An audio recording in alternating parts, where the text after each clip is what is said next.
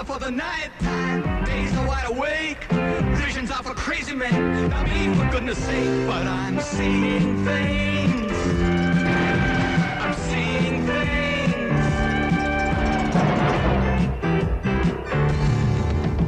I'm seeing things, believe me, I've never seen before. My little things deceive me, like when you threw me out the door. I couldn't believe my eyes.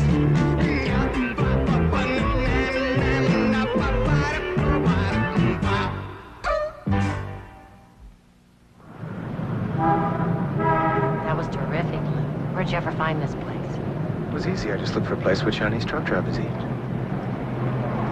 So what's it gonna be? Our place? Your place? What? Oh, come on now, Lou. Don't rush me because, I mean, I know I made an agreement that we'd have a trial reconciliation about Jason's in Ottawa at school, but, don't push me. I'm not pushing you. Okay. I think you're pushing me a little. No, I'm not, honestly. What's that? Am I irresistible, or you just do that to everybody picks up the check for you? Oh, jeez. What? My Visa card, I forgot it. Oh, again? Yeah.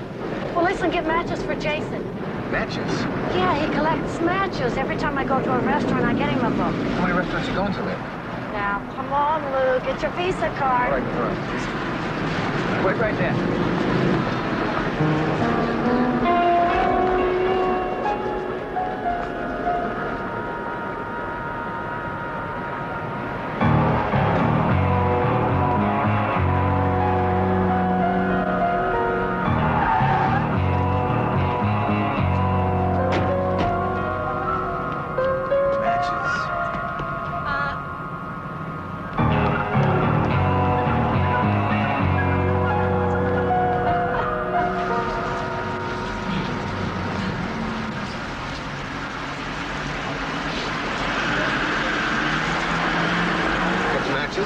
Yeah. Chinese matches? Yeah. What's this? I don't know, Louis. What do you mean you don't know? I don't know, Louis. Oh, come on, what is it, Marge? Marge, what is that? Come on, no fool around. Tell me what it is. What is that thing in the back? I don't know. Is that something for me? No. Marge, you get me something?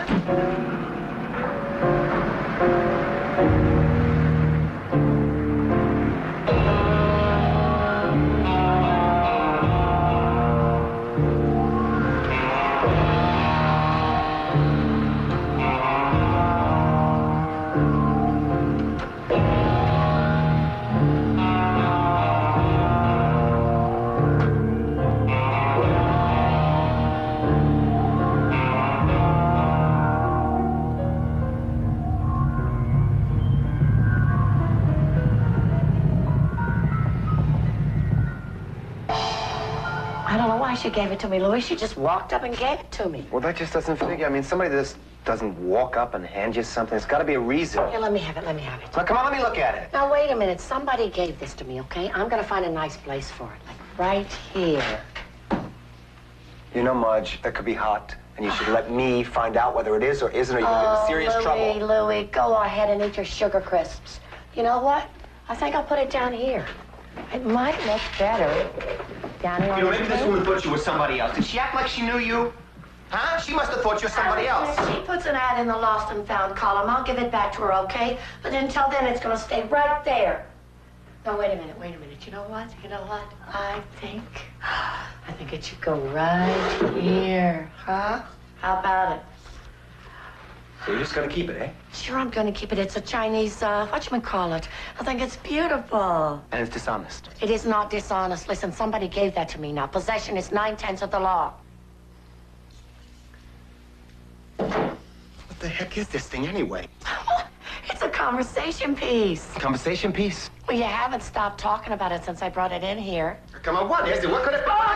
You'll break it. You'll break it. See, you'll break it. You broke it. What is this? Look at this. What do we got here? Look, this is dope. You got dope. This is heroin in here. Heroin. Or cocaine. This could be cocaine. Cocaine. Oh, Louis, please don't stick it up your nose. You'll get addicted. What am I gonna do? Oh, just get it the hell out of here. That's all. Get it the hell out. No, it's definitely not cocaine. Heroin, eh? Speed?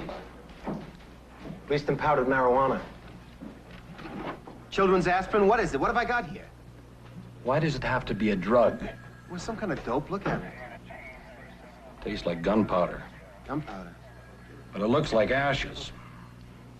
This could be a cremation urn. In which case, what you've got here is a very old Chinese person. How do you taste? A little heavy on the MSG. What can I tell you? All I know is what you've got here is old. Well, thank you very much for your expert opinion. Why don't you take it to somebody who knows from this stuff? Yeah. Where'd you get it anyhow? My wife picked it up in Chinatown. Bleached and powdered marijuana?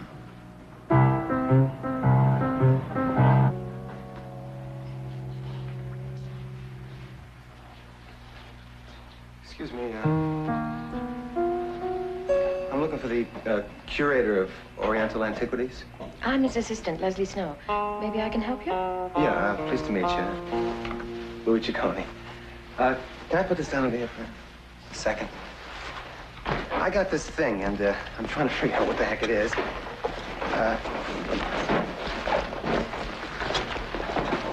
This here, did you ever see anything like this? Oh, that's interesting. Where did you get this? My wife picked it up in Chinatown.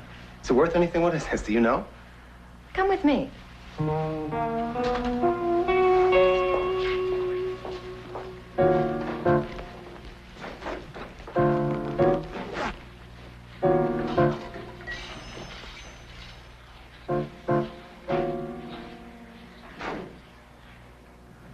1103, in ancient China, the five-clawed dragon urn was given to the Emperor Hui Sung by Wu Qing Cao Yao, the discoverer of gunpowder. So then it is gunpowder. Yes, the gesture meant that the gunpowder's enormous power was now the Emperor's. So you see, the piece has a very rich and distinguished history. For example, some historians are sure that the reason Marco Polo met with Kublai, the great Khan, in Sun Tu in 1275, was to wrest the dragon urn from him. But if it's gunpowder, how come it's white? A heavy saltpeter concentration. The Arab traveler Ibn al-Baitar said that the Egyptians knew of it in the 12th century and called it Chinese snow.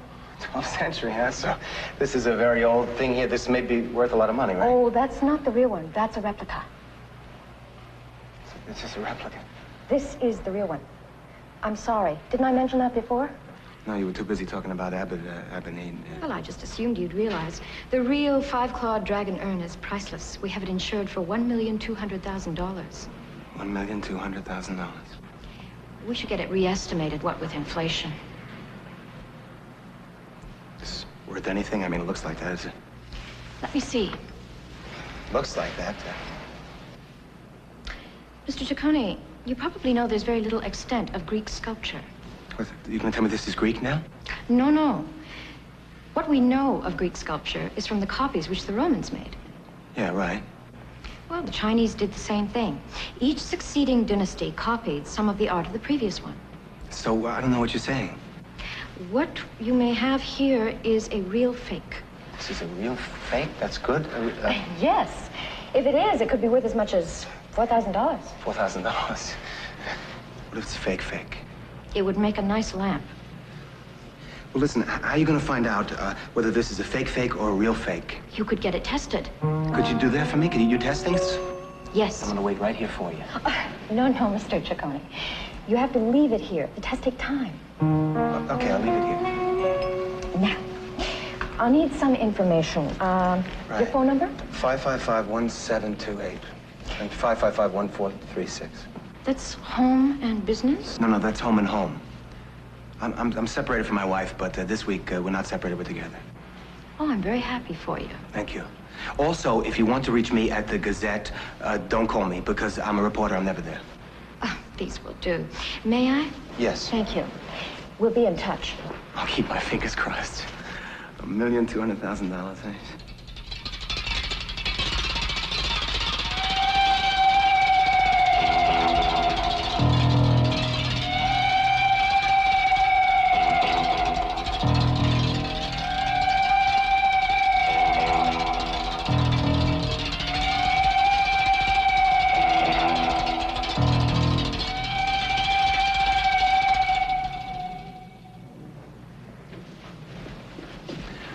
Miss Snow.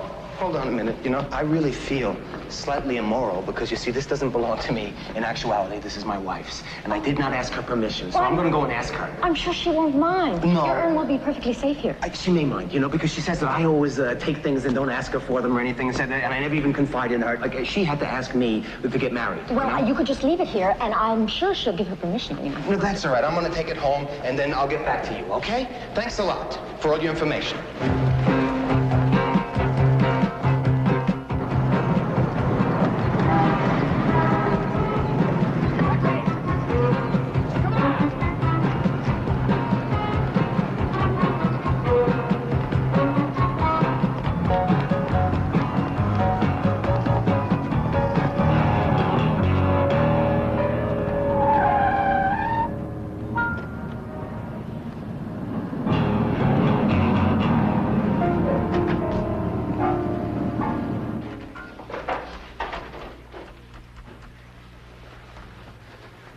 Ciccone, you're late. Yeah, I know, Max.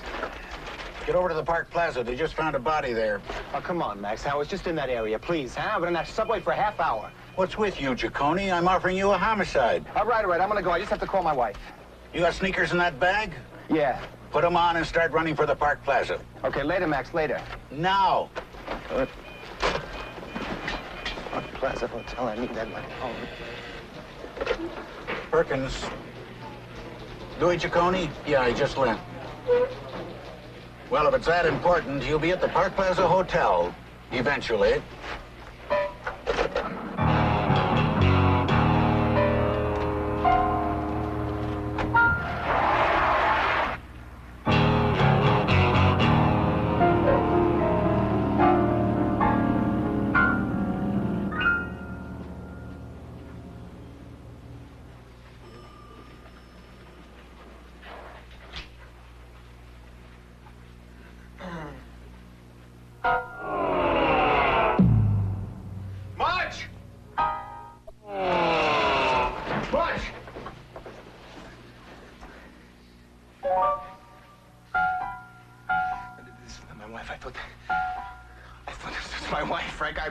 When I saw her out there, I thought it was, I just saw the hair, but she doesn't have a mole, and my wife bites her nails. This lady's got, holy God almighty, I thought looks just like Marge. I gotta sit down here. That's not my wife. That's not my wife. I thought that was my wife. I saw her. I said, this is my wife. It's not her. She's got a mole. She's got glasses. How you doing, Brown? Holy Matt, I got scared. God almighty. You know, it's weird. You see somebody, you think it's your wife. It's not your wife. It could have been my wife. She could have been dead. Look, you know my wife? You met her, right? Does that look like her? Does that look like Marge? That could be the spitting image. You take away the glasses, you got Marge. You got... Holy mackerel. There's a passing resemblance, but it's not your wife, so just calm down. That's not my wife. Give me some water. I gotta have some water, okay? God almighty, that's not her. Thank God that's not her. Ciccone, we haven't checked that for fingerprints yet. Okay, I'm sorry. Never mind, it's too late now. Sit down and drink it. Too late now. I'm gonna drink this. Sit down. I thought it was her, I'm telling you. I could have sworn it was her. Sergeant, can I have a word with you for a moment? Yeah. God almighty. There's no marks except the bruise on her face. We're going to have to go to the lab for cause of death on this one. Yeah. You know, I always wondered, how the heck would I react? You know, you see somebody who you love and they're lying there and they're dead. I thought, hey, would I scream? Would I jump up and down? Would I act like a maniac? You know, you never know what you're gonna do. You're gonna act stupid or something like that, right? But that's not my... That's not my wife. Beverly? Would you get him to cover that door properly? Oh, my God. What? How? What happened here? Well, we're not exactly sure, sir. This woman is my partner. I demand an explanation. Well, this lady was found dead by room service. Do you know her? Yes, I know her. I told you she was my partner. Her name is Beverly Hersey. She's from Hong Kong. We came to Toronto to make some purchases. I stopped in New York. She came on by herself. What kind of purchases? Chinese artifacts. I am a collector of antiquities. And when did you arrive in Toronto? I just came from the airport. Excuse me, artifacts, Chinese artifacts. Ciccone, would you get out of here? Go! Go! Excuse me. Excuse me.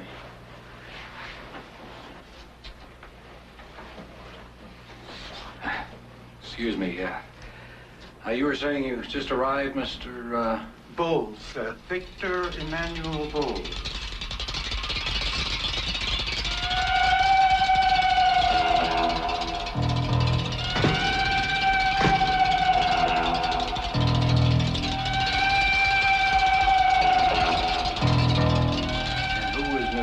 Hershey making her purchases from? I don't know. She had made all of her contacts herself.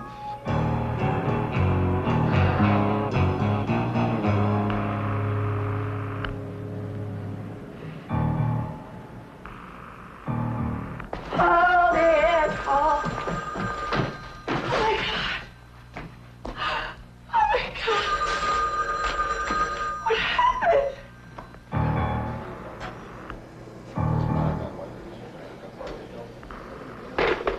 Hey, Ciccone, these gentlemen want to talk to you. Right, I'll be right with them, okay? Excuse me, please take this to my room, room 1231. Oh, hold it, what room was that? 1231, sir. 1231 is right. Very good, excellent work. Here, take care of yourself. 1231. Can I help you, gentlemen? Hello?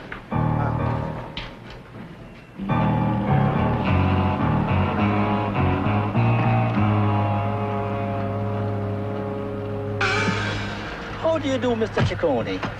My name is Chu, Willie Chu. I understand you have an urn. Urn? What urn? Mr. Ciccone, may I tell you a story? As long as it has a happy ending, I like happy endings.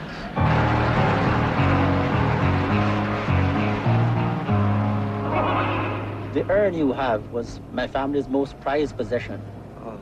I remember as a little boy, my father polishing it while he told us a story of how it linked us with our most illustrious ancestor, Emperor Hui Sung. Hui Sung, that name rings a bell. When the revolution came in 1937, my father went to fight the communists. But before he left the village, he gave the urn to a Christian missionary for safekeeping. Hmm? He told him that after the fighting, he would see him again to reclaim it. Unfortunately, he didn't survive the revolution. He died, as did my mother, leaving me an orphan. Well, I'm very sorry for you, Mr. Richard. It's all right. It was a long time ago.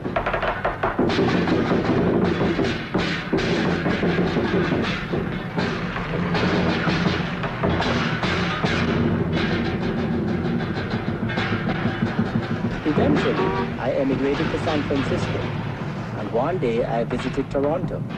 You can imagine my surprise. While walking through the museum, I saw the very same urn my father polished so reverently when I was a child. How did it get there?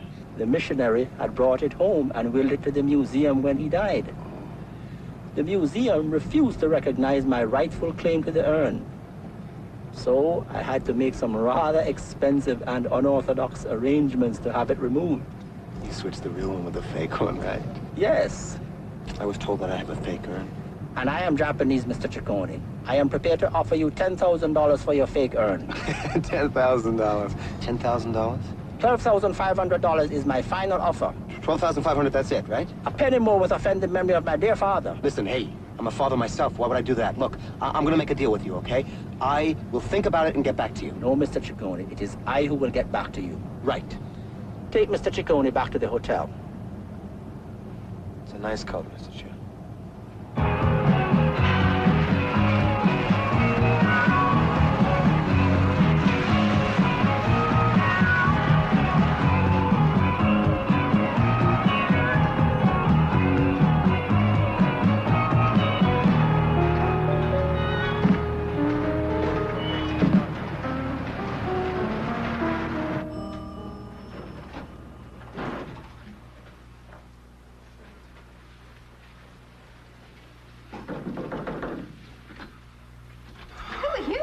For an old bag. A what? An Adidas bag. I left it over here.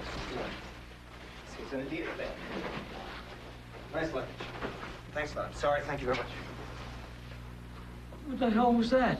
I don't know. Can't I leave you alone for 2 seconds?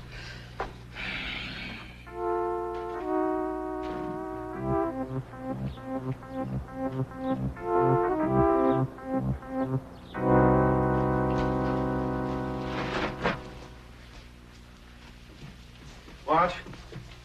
Marge! Marge! Hey, Louis, it's okay. Listen, someone broke in and ransacked the house while I was shopping. Now, Leslie thinks they broke in here to get the urn. Leslie? Yeah, Mr. Ciccone. Leslie? Listen, Louis, this is the lady that passed me the urn last night. She passed you the urn. Oh, you really get around, don't you, Leslie? Do you know each other? Oh, yeah, we go all the way back to the Sung Dynasty. Mr. Ciccone, I'm sorry I lied to you. No kidding. Pick up that chair and let her sit down. You gotta hear her story, Louis. Let her explain herself. Sit down, Leslie. You don't happen to be an orphan, do you? What? No. I was just a guess. Go ahead, tell me a story. I've worked in the Department of Oriental Antiquities for 15 years, ever since I graduated from the university. She gave them the best years of her life. Last year, the curator's job came up. I applied. The museum brought in somebody new, from outside, a Texan. Who just happened to be a man. Shortly after that, I was approached by a very sinister Chinese gentleman. Willie Chu, I met him.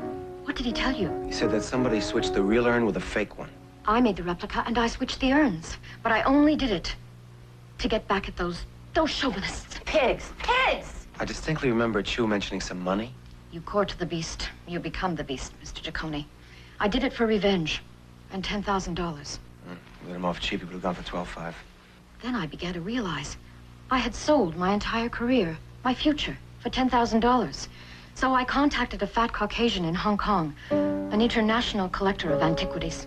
Bowles. Victor Bowles. You've met him too? They're just in passing. He offered me $100,000, $50,000 down and $50,000 on delivery. Wait a minute, you sold the thing twice?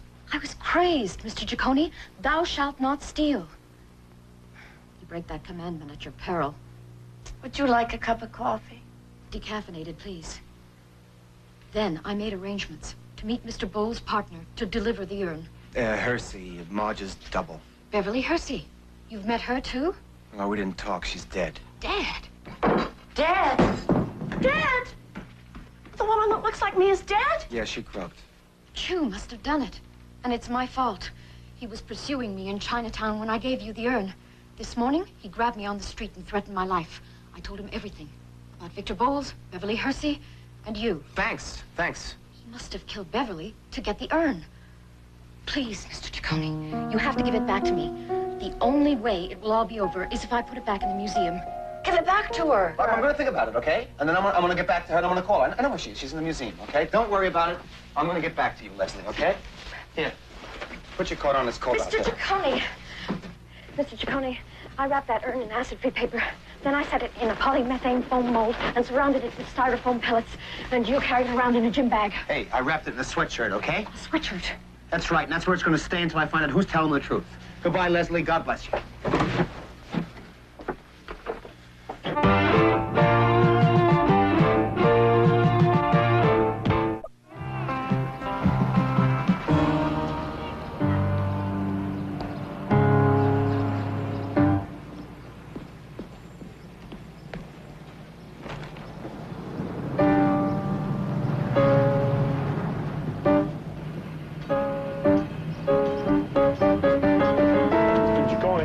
Come with me, please. What the hell are you doing? What? Come on, hold it.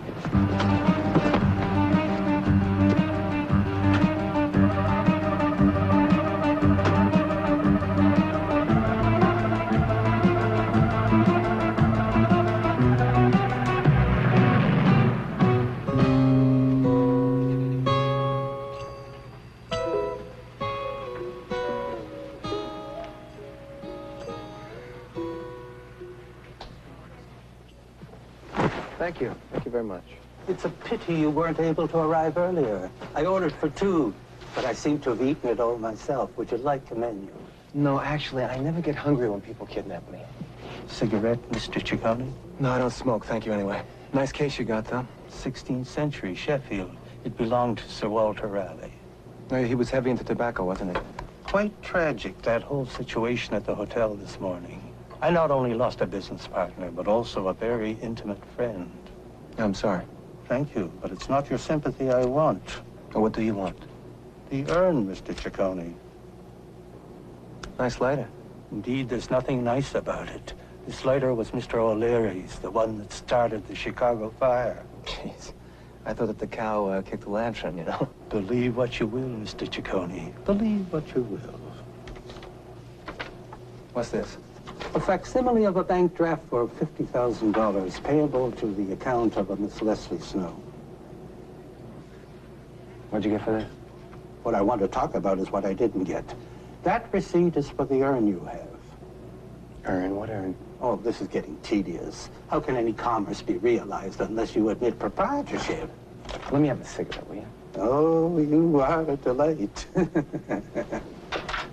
Thank you very much. Who'd these belong to, Betty Davis? Listen, Mr. Bowles. Just what makes you think that I got this said urn? Leslie swore you have it.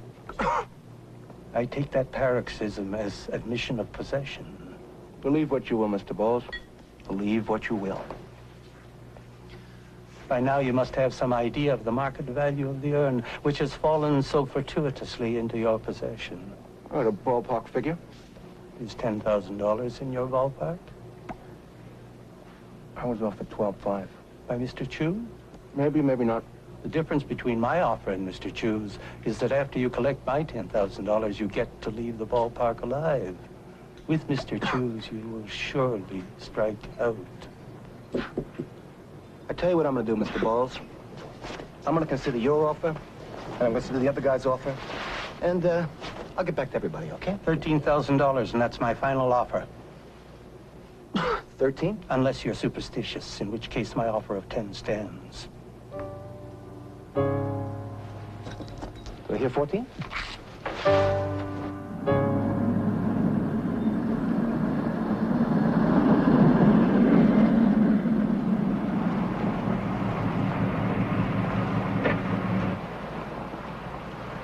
Thank you very much, gentlemen.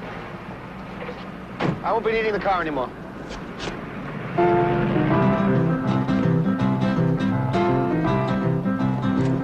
Hey, that's my pail. Oh, this is my bag over here. This belongs to me. Not anymore. Once it gets into here, it's in the public domain.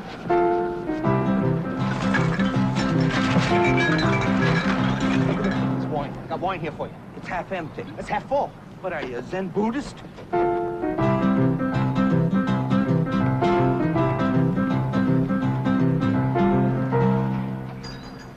Louis, we're closing early tonight. We're going to Florida to look at some condominiums. Going to Florida?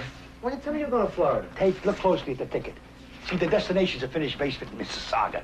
Florida Funhouse, 1717 Dixon Road, Mississauga. They serve you daiquiris, and they put a little palm tree in it, and then they show you slides at condominiums. And then the next thing you know, it's $25,000 down, and a balance of 20% for the rest of your life, plus the first 7 years of purgatory. I thought you promised to go there with an open mind. Hey, Anna, just because I said I'd have an open mind doesn't mean I get a hold of my head. Al? Eh? All right, what the heck. The drinks are free. You close up the shop, Louie, okay? Okay, have a good time. All right. Let me tell you, Al, if you get drunk and embarrass me, I'm going... Why shouldn't I get drunk? You embarrass me when you're cold sober.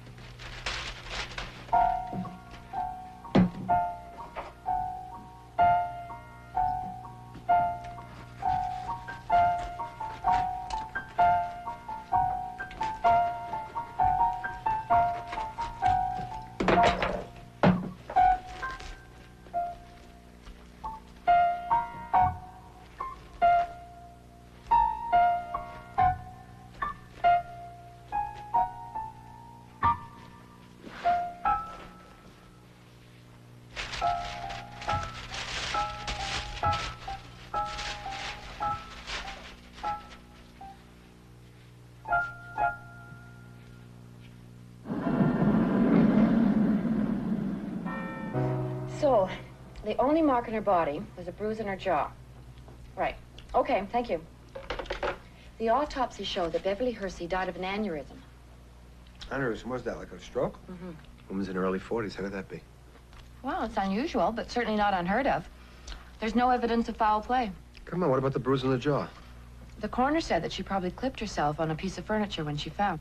Look, Redfern, I told you I had a vision, right?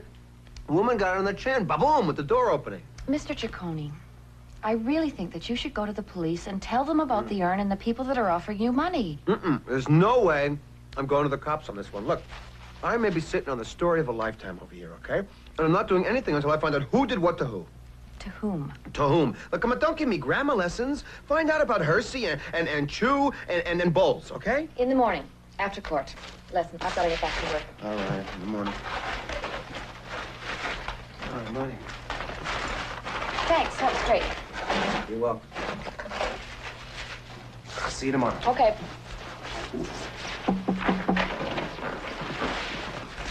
Hi, how's it going? Okay, how you doing? Good. Still working, huh? Mm-hmm. Brought you some food. Oh, Chinese. It's nice.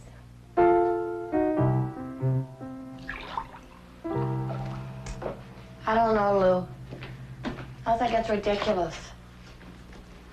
I don't think we should get involved.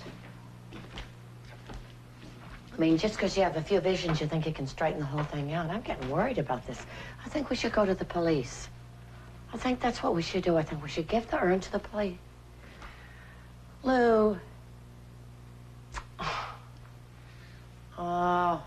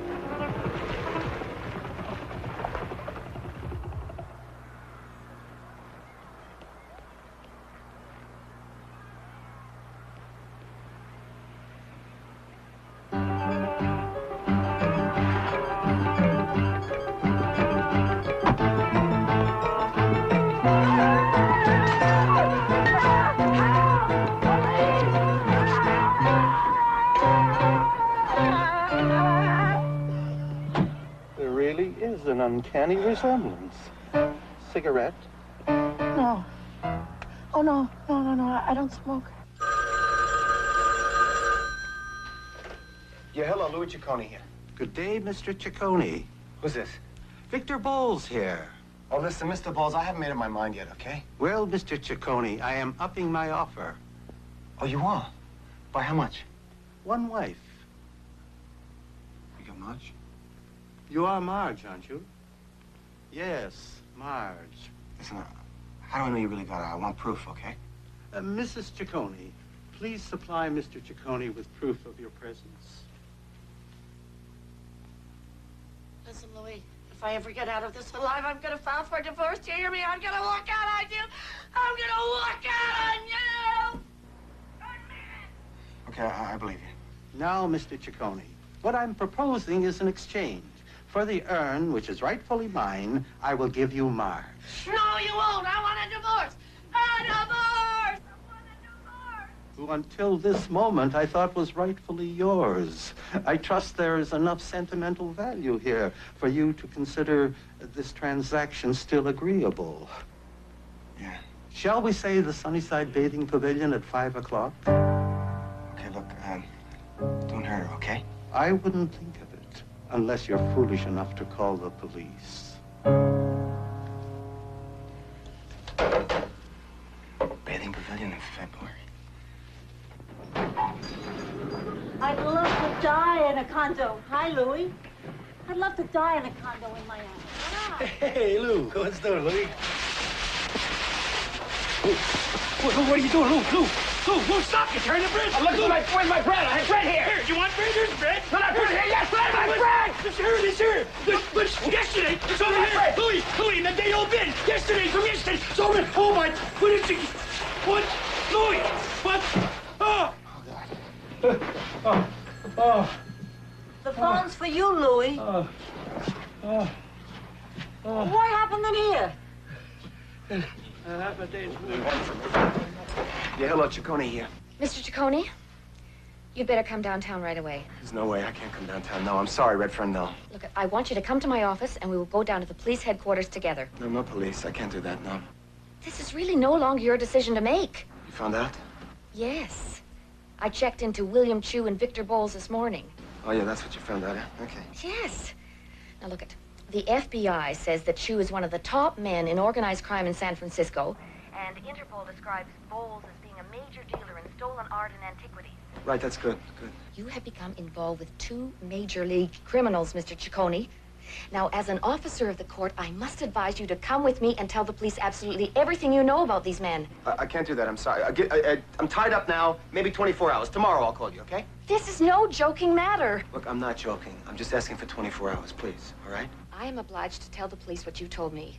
Look, Redfern, please, I'm begging. You hear my voice? This is begging. 24 hours and everything will be wonderful. I'd have to think about it. You do that, and I'll call you back in 24 hours. Mr. Ciccone! Al!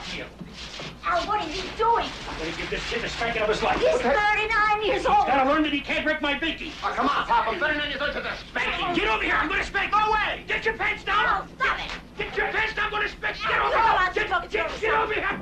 What? Taxi!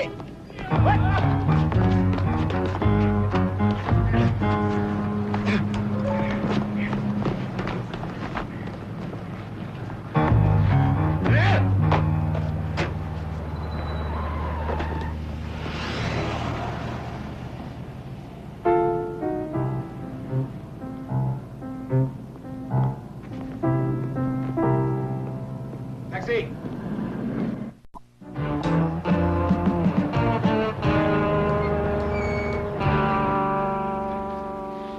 Mr. Ciccone. Okay, Leslie, you're right. I thought about it. The only way to straighten out this mess is to put that urn back where it belongs. Thank you. Thank you. I know we're doing the right thing. There's one condition. Money? I want to be there when you make the switch. You don't trust me? Come on, I got a weak stomach. Come to the staff entrance at Hoskins Avenue tonight. 2 o'clock.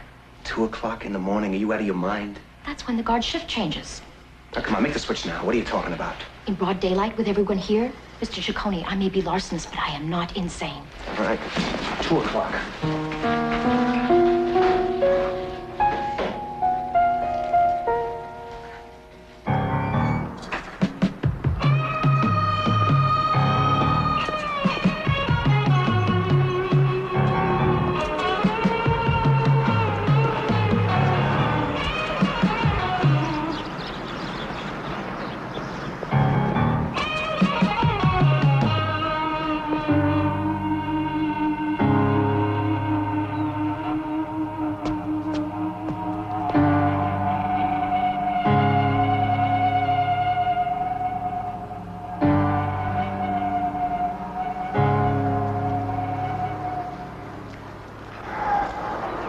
Nice watch. It's Canadian. It was used by Sir Sanford Fleming when he devised standard time. And it indicates that you're 5 minutes early. Commendable. Where's my wife? Safe and sound. And the urn? Safe and sound. Shall we complete our transaction? Yeah. Gentlemen.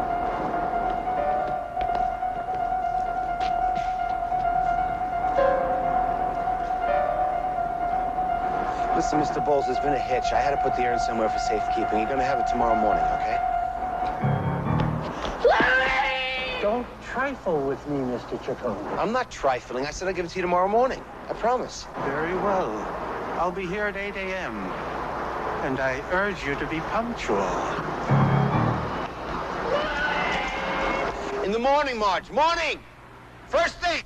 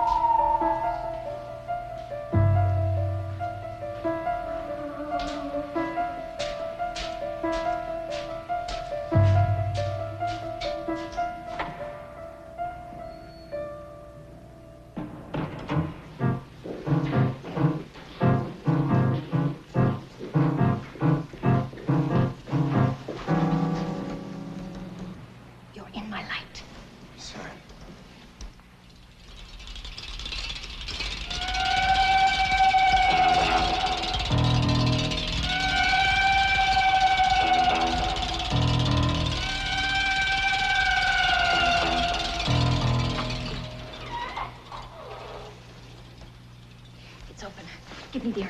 Sure. Bread. Pumpernickel. No, you don't. What are you doing? Where's the urn? Just pick up your bread and follow me. I'm not leaving till you tell me exactly what's going on. Okay, then you stay here and explain the empty case, okay? I'm leaving.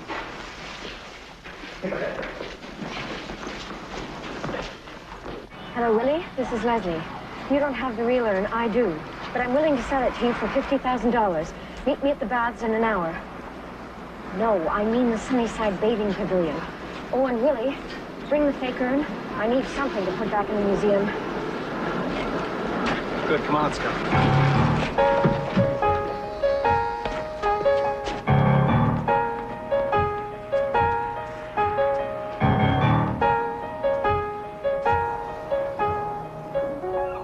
Well, we better stop praying that Willie can't tell his urns without a program, I'll tell you that much. I don't think he can. That story he told you about it being a family heirloom was a lot of bull hawking.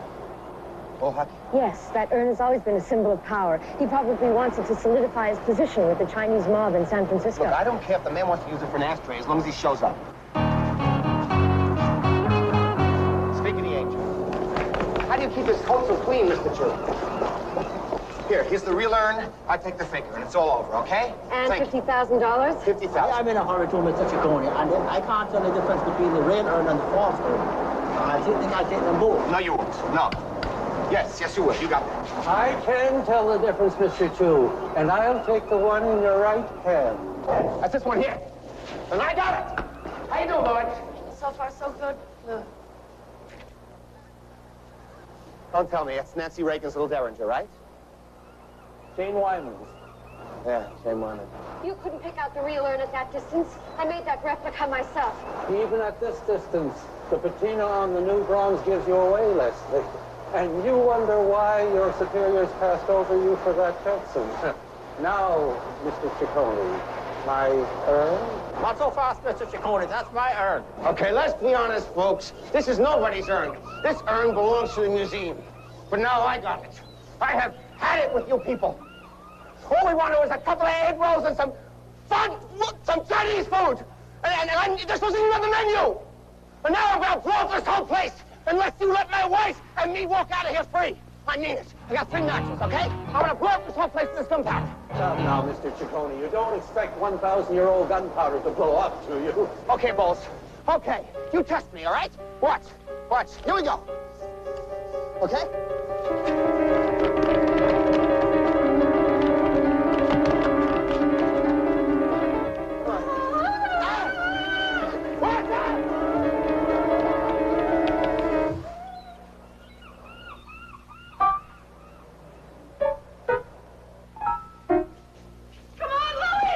Doesn't anything last anymore? Hurry!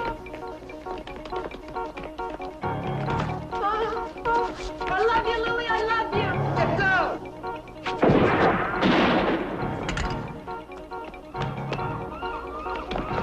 Everybody freeze!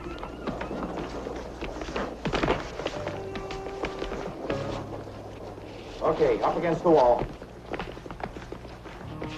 Don't touch the coat. Get up now, Ciccone. Brown. You all right? Yeah. Tony, Mark, thank God you're all right.